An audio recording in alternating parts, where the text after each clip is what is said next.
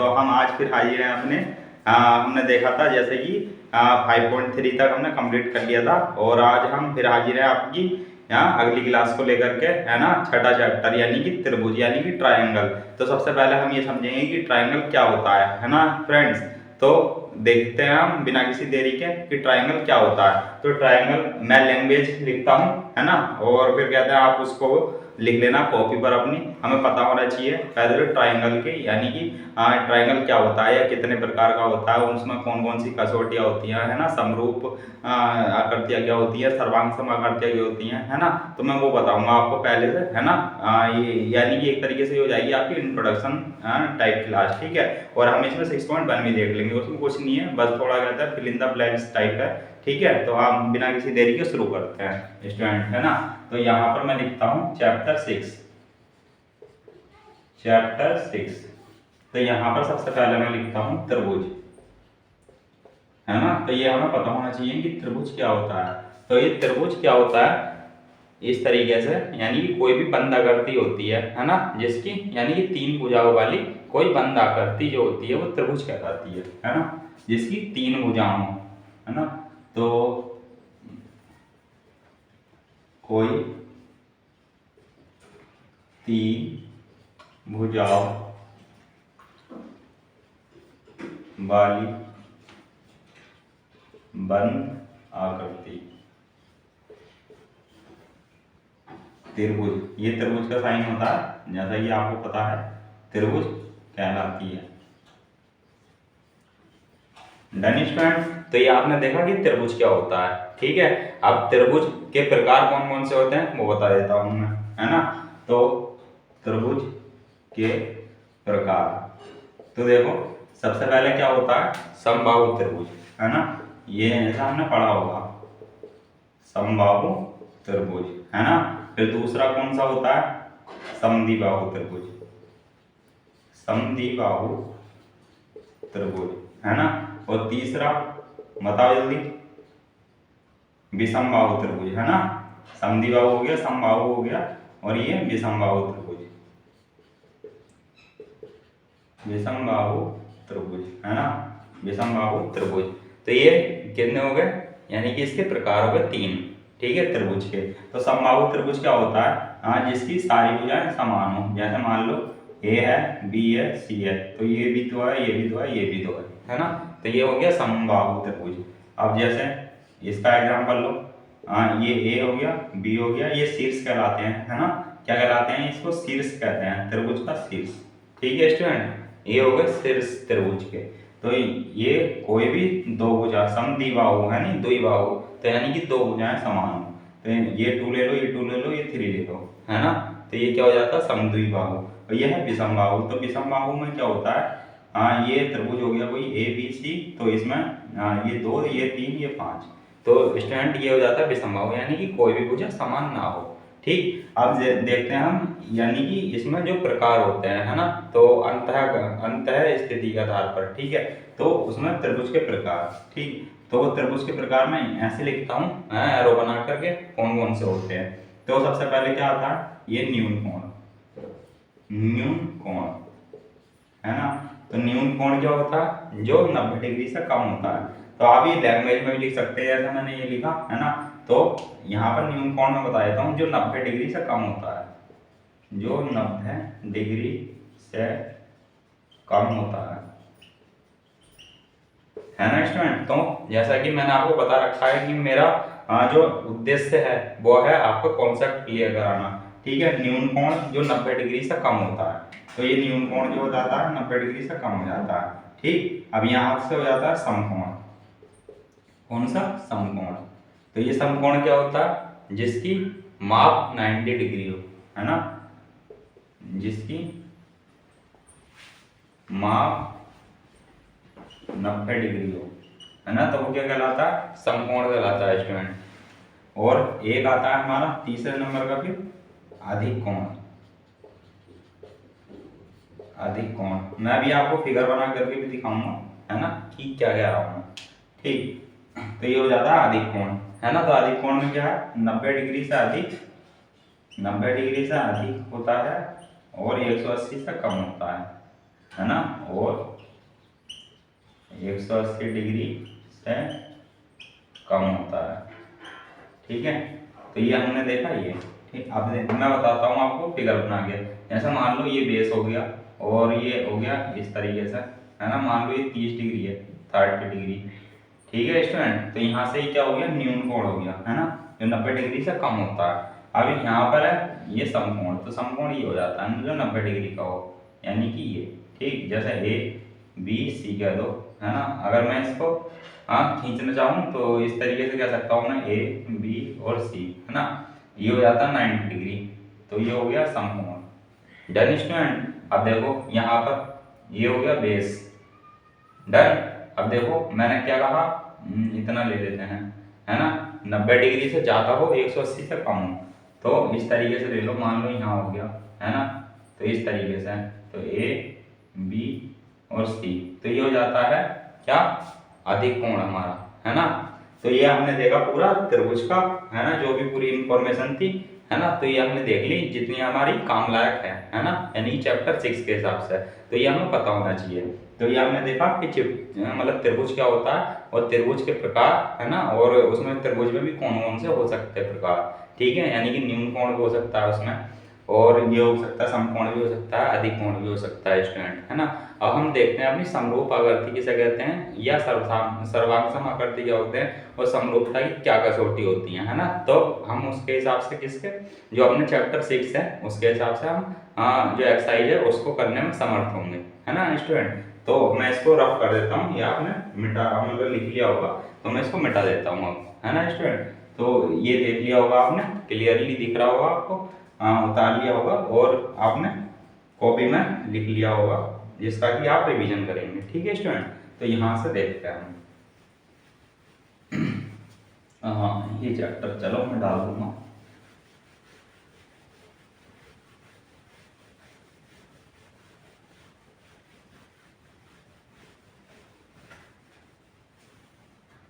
ये हो गया, है ना।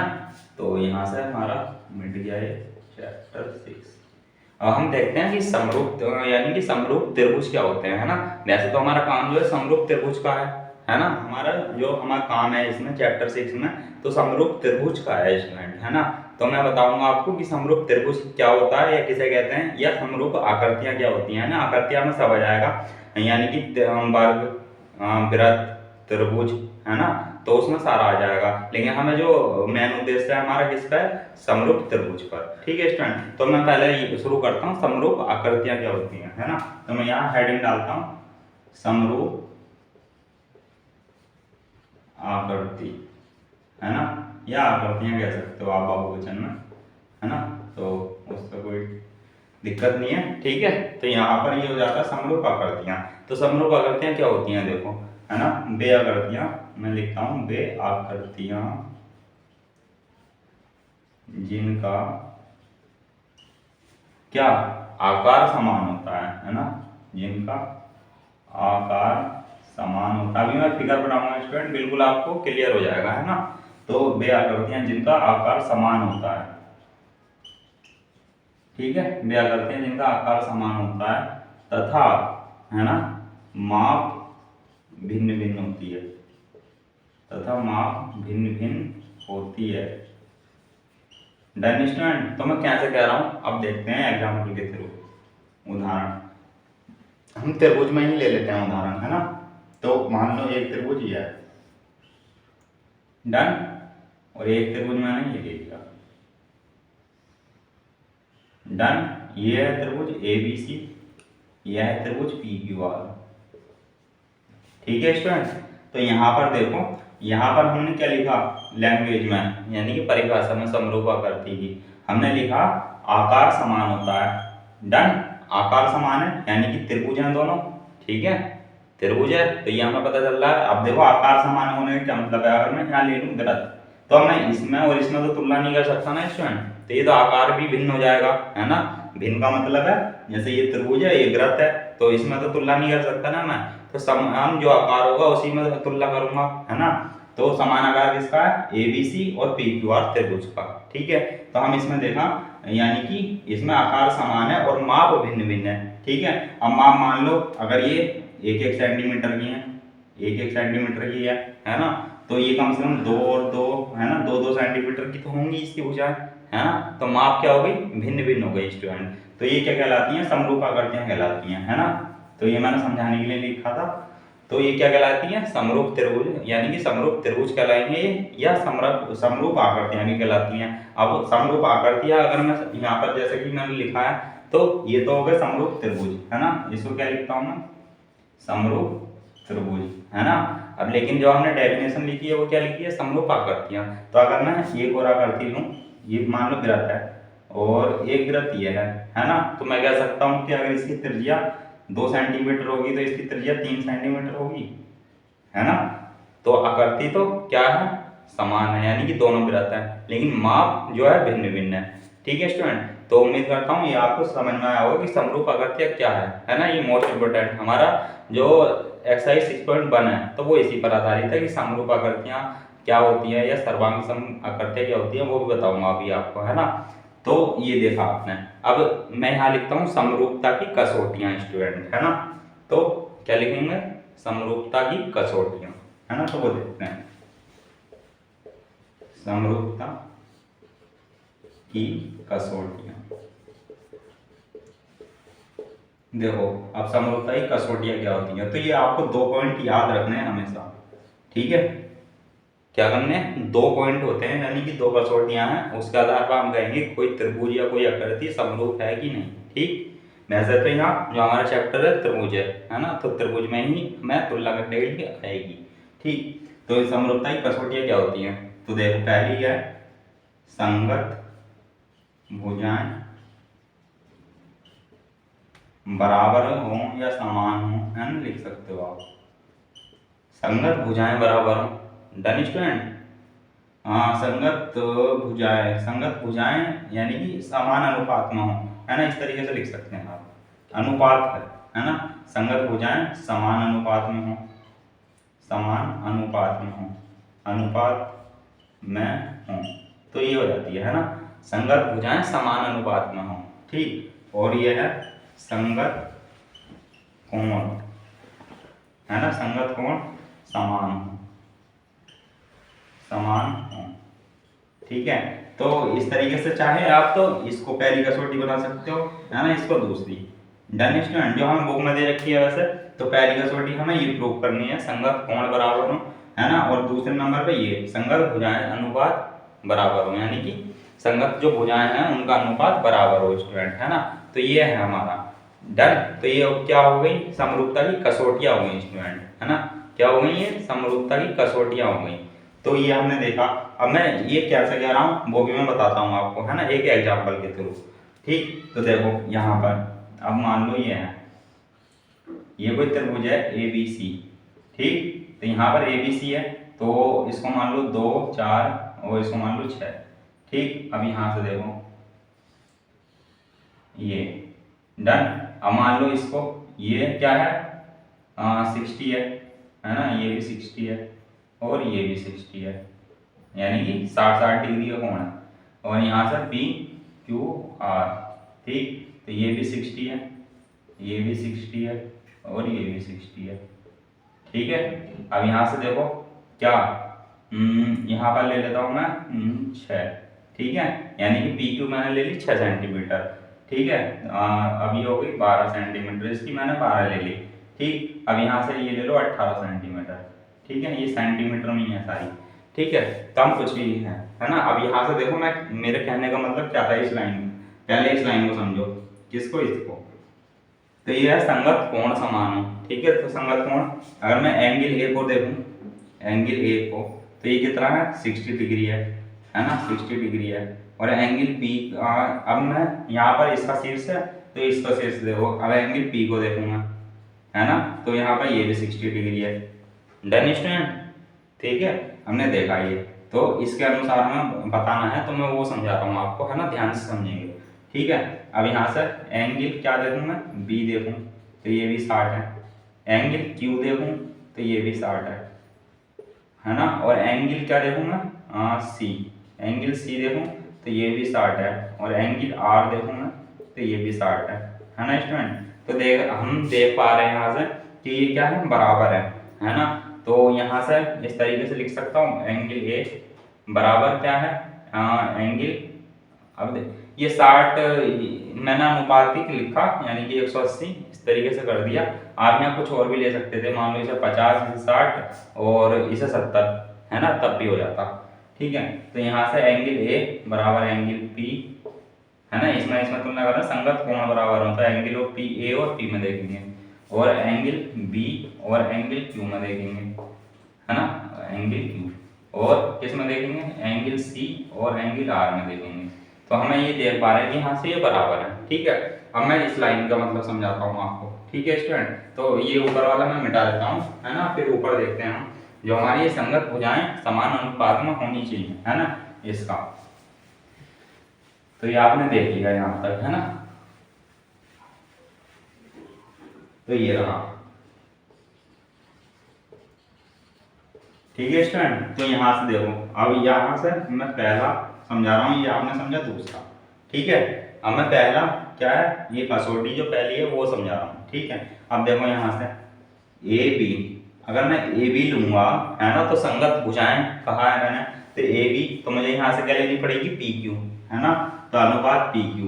तो ये कितना हो जाएगा, देखो 2:6। ठीक है, तो 2 तिया 6, तो 1/3 आ गई। Done student. अब देखो यहाँ से, अब तो बी सी ले लो, बी सी, तो यहाँ से क्या लेनी पड़ेगी, क्यू आर, है ना, भुजा क्यू आर। तो बी सी कितनी है, 6 है, ये कितनी है, 18 है, तो 6 तिया 18, 1/3। Done student. अब यहाँ से ले लो, है ना, अब ये ले लो ए सी, ए सी अपॉन पी आर लेनी पड़ेगी। तो ए सी अपॉन पी आर कितनी हो जाएगी, 4/12, तो ये कितनी हो जाएगी, 1/3। Done student. तो देखा हमने यहाँ से कि ये जो संगत भुजाएं हैं इनके अनुपात अब निकाले हमने, तो ये क्या आ रहा है, समान आ रहे हैं, है ना। तो यहाँ से हम ये कह सकते हैं, A B upon P Q बराबर B C upon Q R और बराबर A C upon P R, A C upon P R. Done. तो ये आपने देखी पहली कसौटी, है ना, ये देखी आपने दूसरी कसौटी। जब भी हम देखेंगे, जब भी हमसे क्वेश्चन में कहेगा कि ये समरूप है कि नहीं, तो हम क्या देखेंगे, ये दो कसौटियां हमें यानी कि देखनी पड़ेंगी, प्रूफ करके। इस तरीके से हमसे पूछेगा, हाँ, कोई भी न्यूमेरिकल्स में, है ना, आने वाली एक्सरसाइजों में, कि ये समरूप है कि नहीं, तो हमें ये दो कसौटियां देखनी पड़ेंगी, है ना। अगर ये दोनों आ जाती हैं तो हम क्या कहेंगे कि ये आकृति, ये त्रिभुज समरूप है स्टूडेंट, है ना। तो ये हमने पूरा देखा समरूपता का, है ना। अब हम देखते हैं सर्वांग समता। वैसे आप सर्वांग समता को किसमें पढ़ चुके हो, हाँ, हम देख चुके हैं इसको 9th क्लास में स्टूडेंट, है ना, लेकिन फिर भी मैं मोटा मोटा एक बार बता देता हूँ आपको सर्वांग सम क्या होता है, क्योंकि थोड़ा थोड़ा जिक्र है यहाँ पर भी 10th क्लास में इसमें, है ना। तो इस तरीके से मैं इसको मिटा देता हूँ पूरे को। अब हम चलते हैं अपनी सर्वांग समता की तरफ। Done student.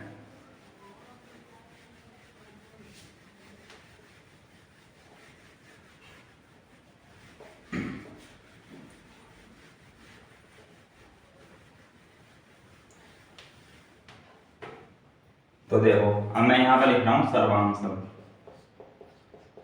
सर्वांग सम आकृतियां। तो जैसा आपने देखा था समरूप आकृतियां, है ना, वैसे ही सर्वांग सम आकृतियां। तो मैं लिखता हूं वे आकृतियां जिनका आकार समान होता है, आकार समान होता है तथा माप भी समान होती है,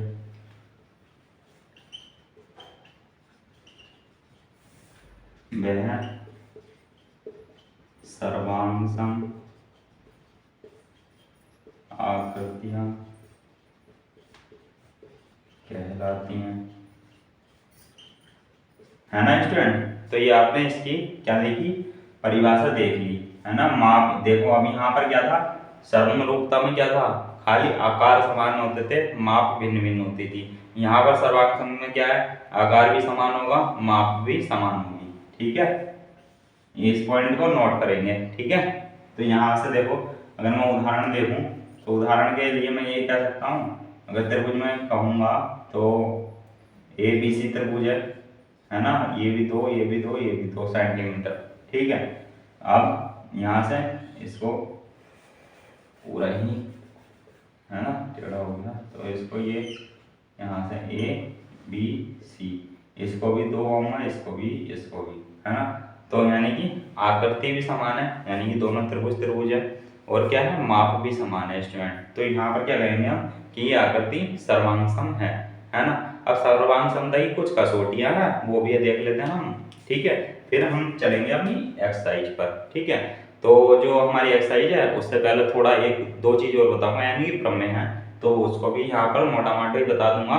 लेकिन हम जो 6.2 शुरू करने से पहले हम अपनी 2 प्रमेय देखेंगे। यहाँ पर मैं आपको नाम वगैरह यानी कि परिचित करा दूंगा आपको कि कौन कौन सी प्रमेय है वो। ठीक है, तो यहाँ से मैं देखता हूँ पहले सर्वांग समता की कसौटियाँ। सर्वांग समता की कसौटियाँ, है ना। तो मैं बता देता हूँ आपको सर्वांग समता की कसौटियाँ। तो ये क्या है स्टूडेंट, देखो पहली है ए सर्वांग समता कहते हैं इसको, है ना, ए सर्वांग समता, यानी कि तो ये जो इसका मतलब होता है, मैं यहाँ लिख देता हूँ, एंगल एंगल और एंगल, है ना, ए। ठीक है, तो ये ए एंगल यानी कि एंगल एंगल एंगल, तो ये ट्रिपल ए कहलाता है हमारा। ठीक है, अगर मैं इसको देखूं तो एक ए भी होती है ना, तो ये आपको भली बात ही परिचित हो गए होंगे कि ये एंगल एंगल हो जाएगा। डन है। और यहाँ से एक होता है ट्रिपल एस, यानी कि साइड साइड साइड, है ना। तो ये साइड साइड साइड। एक होती है एस एस, है ना, यानी कि साइड एंगल और साइड। Done student. तो यहाँ पर ये वैसे हम पढ़ चुके हैं किसमें, 9th क्लास में, ये सारी हम इससे परिचित हैं। लेकिन एक बार मैंने आपको क्या करा दिया, रिवाइज करा दिया, क्योंकि कहीं कहीं जिक्र है या कहता कोई सवाल इससे भी कर सकते हैं हम, यानी कि सर्वांग समता की कसौटियाँ लगा करके। Done student. तो ये आपने देखी सर्वांग समता की कसौटियाँ। क्या और भी बना सकते हैं, यानी ये ऐसे हो सकती है ना, तो और भी लिख सकते हैं। तो ये मोटा मोटी जो इम्पोर्टेंट है ये लिख दिया मैंने। Done student. तो ये आप समझ गए होंगे। अब यहाँ पर देखो एंगल एंगल एंगल अगर कहे तो, है ना, तो एक बार मैं फिगर से बता दूंगा, फिगर से समझाने की कोशिश करता हूँ, आप ध्यान समझेंगे। ठीक है, तो यहाँ से मान लो ये दिख रहा होगा आपको ए बी सी, और यहाँ से ले लेते हो पी क्यू आर, है ना, पी क्यू आर। ठीक है, अब ये पी क्यू आर आप नाम कुछ और भी दे सकते हो, है ना, मैं एक ही उससे उदाहरण से एग्जाम्पल समझाने की कोशिश कर रहा हूँ आपको। ठीक, तो एंगल एंगल यानी कि संगत एंगल, है ना, जैसा कि हमने देखा।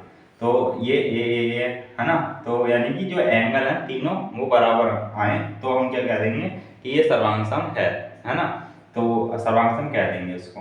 ठीक है, अब यहाँ से देखते हैं, मान लो जैसा मैंने ये आपको पहले बताया था कि ये 60 है और ये 50 है। डन। और यहाँ से 6 5 11 इसको 70 मान लो, है ना, तो इसको भी हमें क्या लेना पड़ेगा, 60 50 और 70। ठीक है, तो ये क्या क्या लेंगे, यानी कि एंगल ए को अगर हम देखते हैं तो ये एंगल बी के बराबर हो जाएगा, है ना, और बी को देखते हैं तो ये एंगल क्यू के बराबर हो जाएगा, है ना, और एंगल सी को देखते हैं ये तो एंगल आर के बराबर हो जाएगा, है ना। तो तीनों एंगल क्या हो गए, बराबर हो गए, है ना। तो हम क्या देंगे कि ये ट्रिपल ए सर्वांग सम है, यानी कि जो कसौटी लगेगी हमारी कौन सी लगेगी, ट्रिपल ए से कह देंगे। ठीक है, और अब कोई दो एंगल बराबर है, मान लो चलो नेक्स्ट देखो ए बी सी, इसके लिए हो रहा है ये इसके लिए था, है ना। अब यहाँ से 50 और 60। ठीक है, बोल कर बता रहा हूँ, आप समझ जाएंगे। ठीक है, जगह आना फिर एग्जाम्पल सारे आएंगे नहीं, इसलिए लिख रहा हूँ, है ना, ये भी 50 ये भी 60। तो इसमें क्या होगा, दो एंगल समान होंगे, है ना। तो क्या कह देंगे हम कि यहाँ पर एंगल एंगल यानी कि ए सर्वांग सम कसौटी है स्टूडेंट, है ना।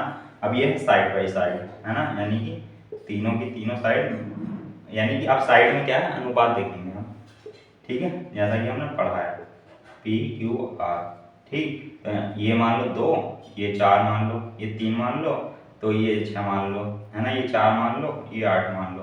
तो अब इसमें अनुपात जो देखेंगे, है ना, तो ए बी अनुपात पी क्यू, है ना, तो क्या देंगे, सारे के सारे अनुपात बराबर आ जाएंगे ना स्टूडेंट, है ना।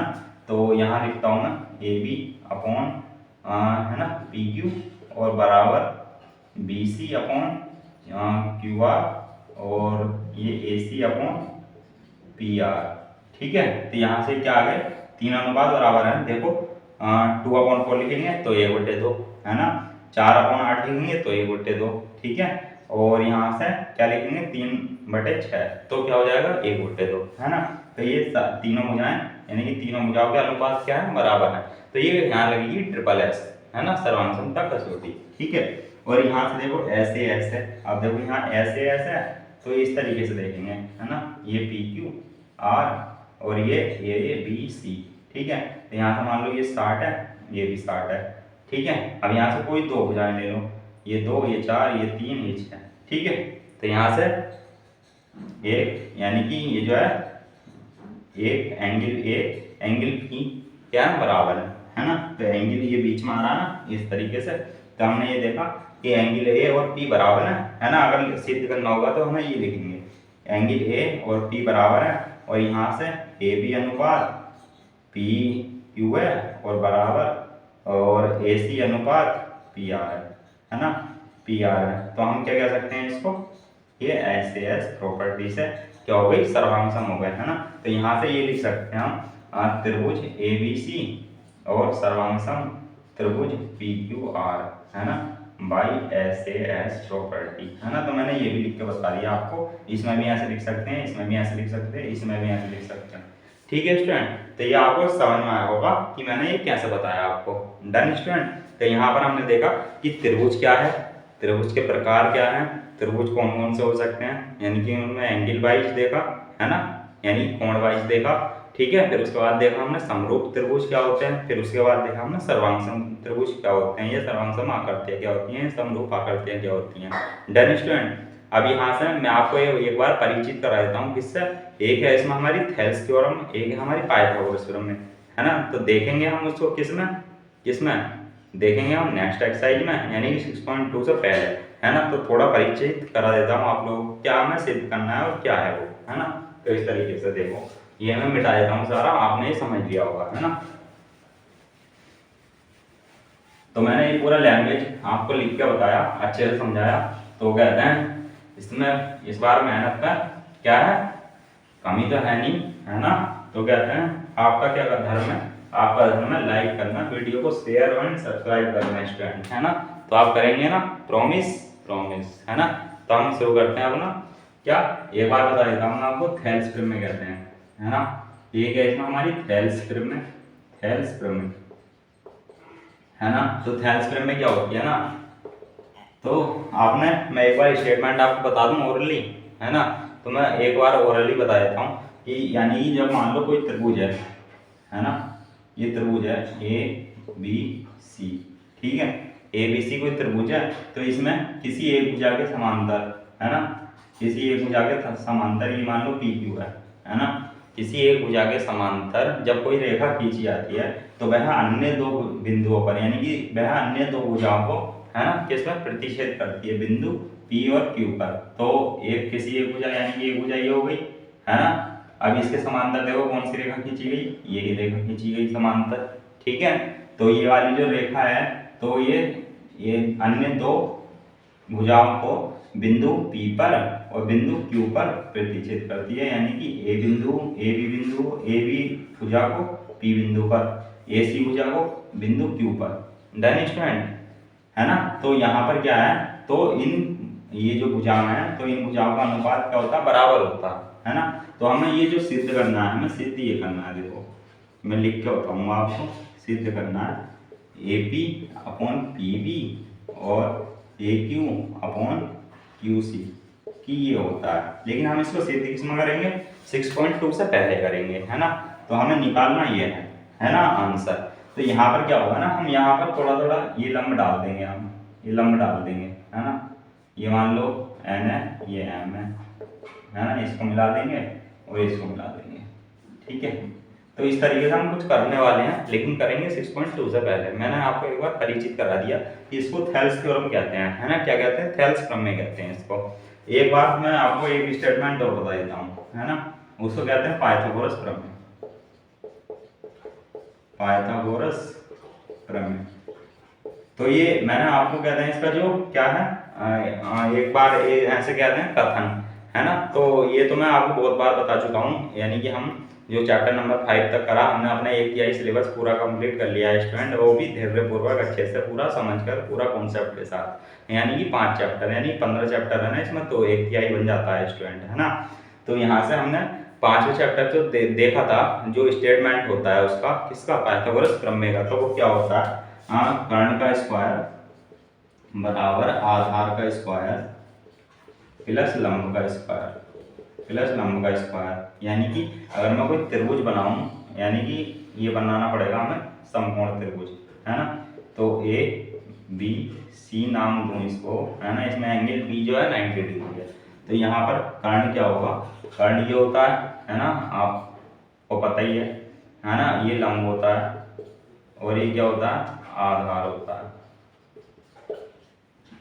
तो यहाँ से कर्ण ए सी है, आधार क्या है बी सी है, और लंब क्या है ए बी है ना स्टूडेंट। तो हमें ये प्रूव करना है, लेकिन हम करेंगे किसमें, 6.2 से पहले, है ना।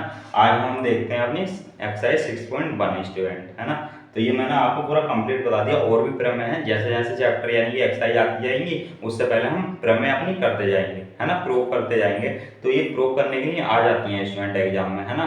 तो इनसे बिल्कुल घबराना नहीं है, हम धैर्यपूर्वक करेंगे, है ना, अच्छे से करेंगे, पूरे कॉन्सेप्ट के साथ करेंगे। आपको एक बार समझाऊंगा, आपके यानी कि हमेशा याद रहेगी आपको, ठीक है। तो यानी घबराना नहीं है, बस बिल्कुल भी आप धैर्य बनाकर रखिएगा, है ना। तो ये स्टेटमेंट आप चाहो तो नोट कर सकते हो, वरना कोई जरूरी नहीं है। 6.2 से हम तो फिर लिखेंगे इसको, फिर करेंगे, है ना। तो इसको मैं रफ कर देता हूँ।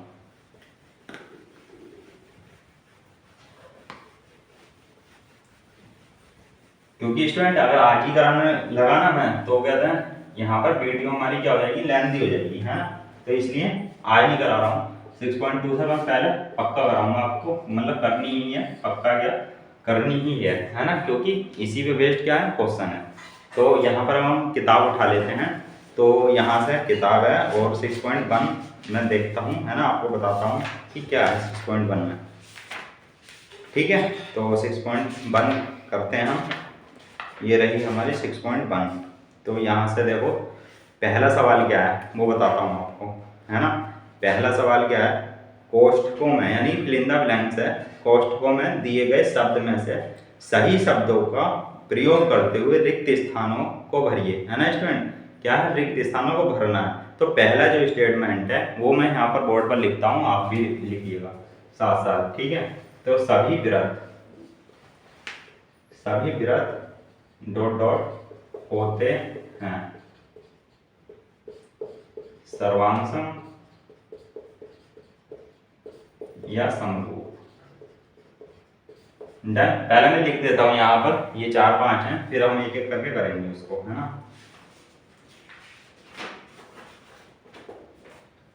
सभी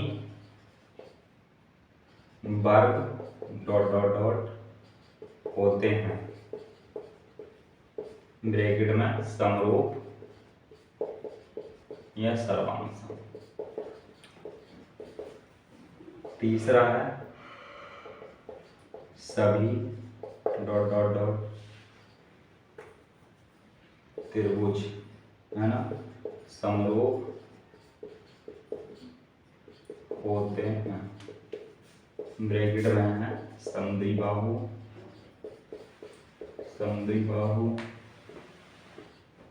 और क्या है समबाहु। और चौथा है भुजाओं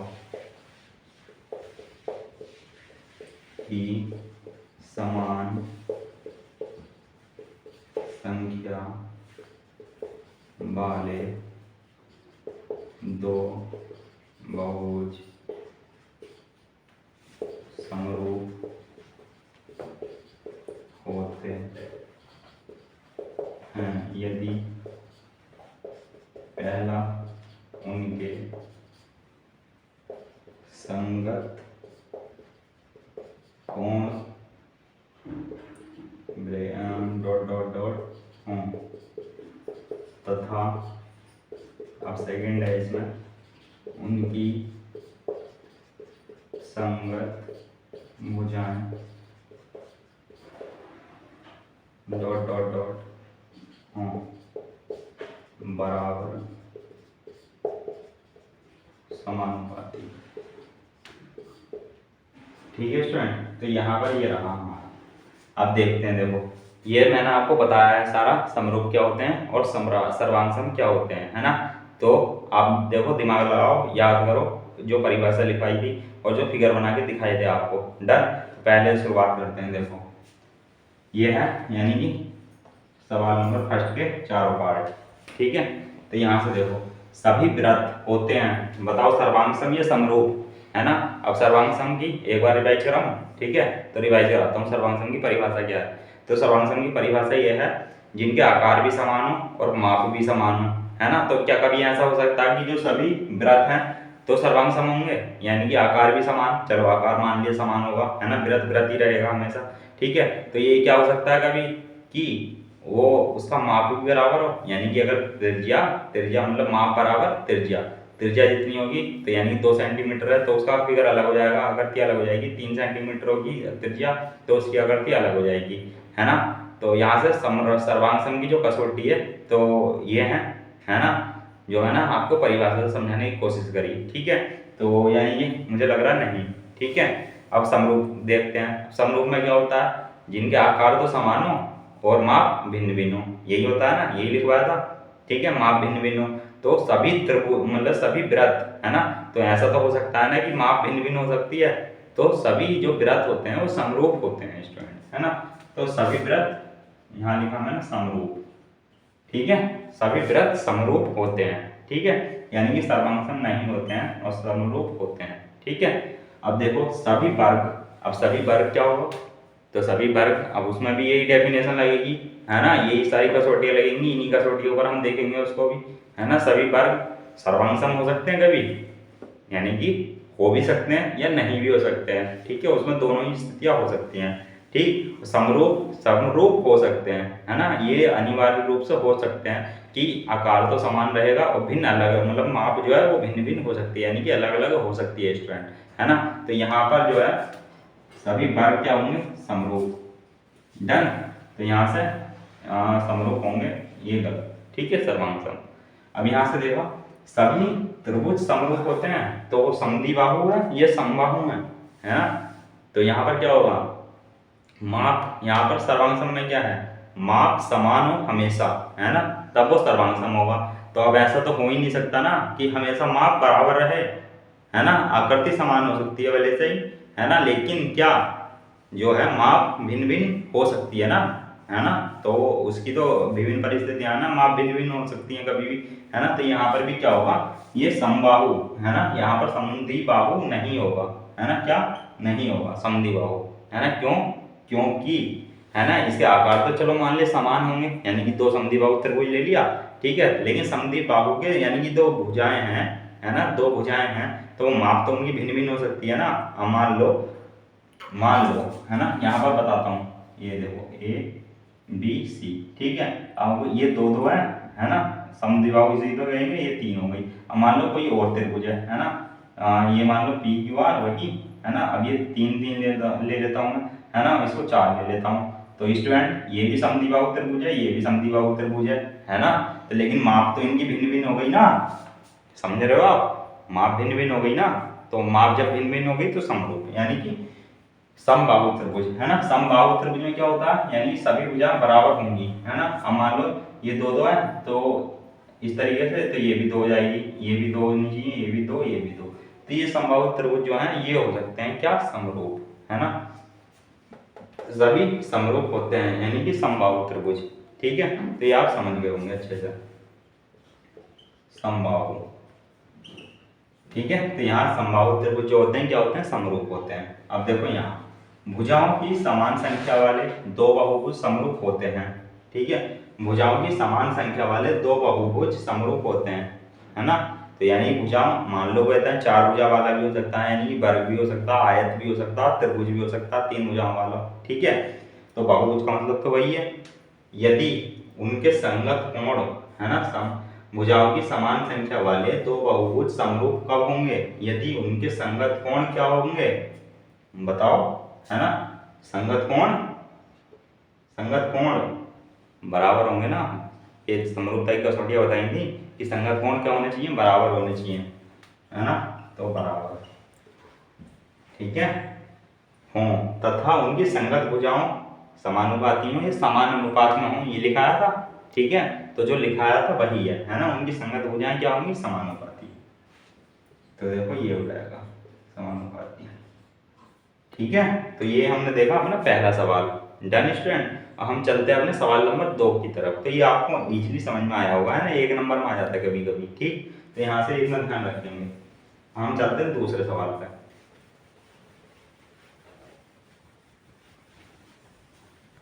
डन स्टूडेंट, तो अब हम देखते हैं आप अपना दूसरा सवाल। देखो दूसरा सवाल क्या कहता है, तो निम्न युग्मों के दो भिन्न भिन्न उदाहरण दीजिए, ठीक है, तो उदाहरण देने हैं, है ना, उदाहरण, ठीक है, दीजिए, ठीक है। तो ये हो गया पहला, देखो समरूप आकृतियां, तो ये उदाहरण तो हम पहले ही दे चुके हैं, ना, जिसमें परिभाषा में, ठीक है। और फिर दूसरा कौन सा है, दूसरा मैं इधर लिखता हूँ, ऐसी आकृतियां जो समरूप नहीं है ना, ऐसी आकृतियां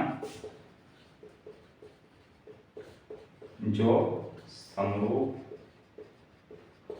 नहीं है। तो मैंने आपको बताया था बस परिभाषा याद रखनी है, परिभाषा को याद रखते हुए मुझे अपना उदाहरण दे देना है स्टूडेंट, है ना। तो देखो समरूप आकृतियां क्या होती हैं, तो समरूप आकृतियां ये होती हैं, देखो यहाँ टेढ़ा बन गया, सीधा बनाते हैं, ये हो गया ए बी सी, ठीक है।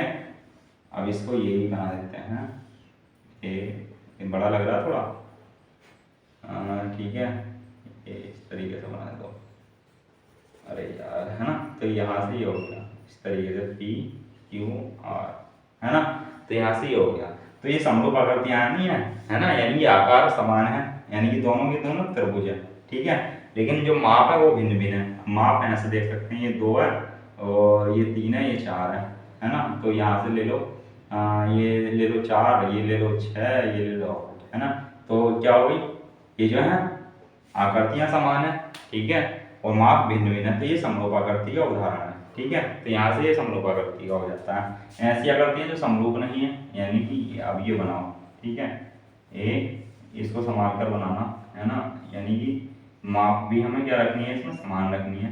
तो यहाँ से ये क्या हो जाएगी, सर्वांसम हो जाएगी, लेकिन समरूप नहीं होगी, है ना। तो यहाँ से देखो संगत, यानी कि इसके जो है आकार भी समान होना चाहिए, माप भी समान होनी चाहिए, है ना, तो माप भी समान कर देते हैं, है ना, तो 2 3 और 6 कर दो इसे, है ना। तो यहाँ पर ऐसे कर दिया जो समरूप नहीं है, ठीक है, तो समरूप नहीं है, तो यहाँ पर माप समान होनी चाहिए, तो ये भी 2 होगा, ये भी 6 होगा, ये भी 3 होगा। डन स्टूडेंट, तो यहाँ से क्या हो गई, माप भी समान है और आकृति भी समान है, जैसा कि आप देख सकते हैं, ठीक है।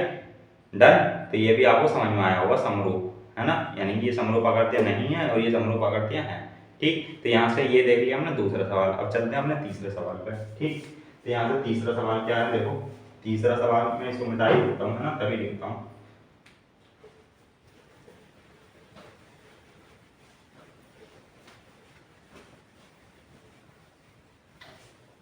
ये है, ठीक। तो तीसरा सवाल में क्या है ना स्टूडेंट, हमें बताना है कि बताइए कि निम्नलिखित चतुर्भुज समरूप हैं या नहीं, है ना।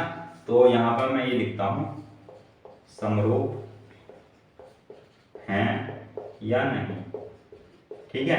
तो यहाँ पर 2 आकृतियां दी हैं, देखो यहाँ पर बनाने की कोशिश करता हूँ मैं, ये दिए, है ना, तो यहाँ से ये है, तो P Q R S दिए, तो ये है 1.5 सेंटीमीटर, है ना, 1.5, ये भी 1.5 सेंटीमीटर, ये 1.5 सेंटीमीटर, ये भी 1.5 सेंटीमीटर, है ना।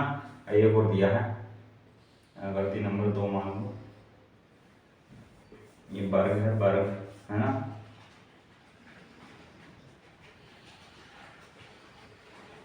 ठीक है।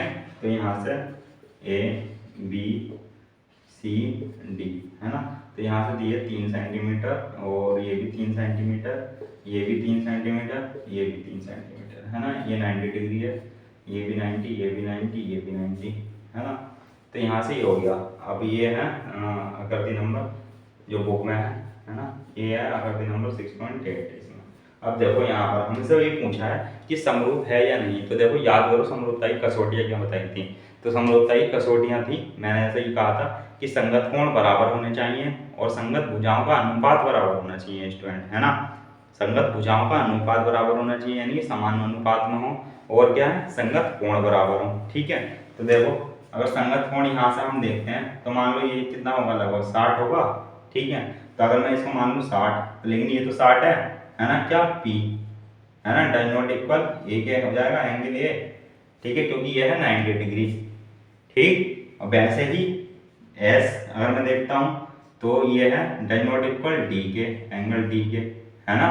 और यहाँ से देखता हूँ मैं एंगल आर, तो ये भी डज नॉट इक्वल सी के है ना। और यहाँ से देखता हूँ angle Q, does not equal angle B, है ना। तो यहाँ से तो ये हमने देखी, तो ये जो पहली कसौटी थी हमारी ये तो फेल हो गई। ठीक है, ये फेल। ठीक, अब दूसरी कसौटी क्या थी, संगत भुजाओं के अनुपात बराबर हो, है ना।